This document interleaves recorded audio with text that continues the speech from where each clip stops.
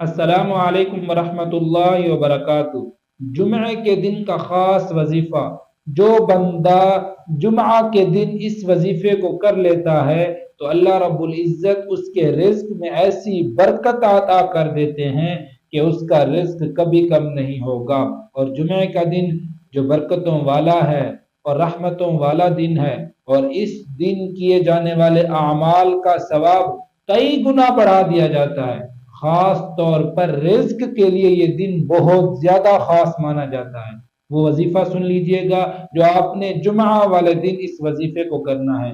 نماز جمعہ کے بعد آپ نے 2 رکعت نماز نفل ادا کرنی ہے۔ سلام پھیرنے کے بعد 100 مرتبہ آپ نے یہ آیت پڑھنی ہے۔ وہ آیت سن لیجئے گا، بسم اللہ الرحمن الرحیم، وَمَن يَتَّقِ اللَّهَ يَجْعَل لَّهُ مَخْرَجًا وَيَرْزُقْهُ مِنْ حَيْثُ لَا يَحْتَسِبُ۔ اس آیت کو آپ نے 100 مرتبہ پڑھنا ہے، اور اس کے بعد آپ نے 100 مرتبہ یا رزاق اس کو آپ نے پڑھنا ہے۔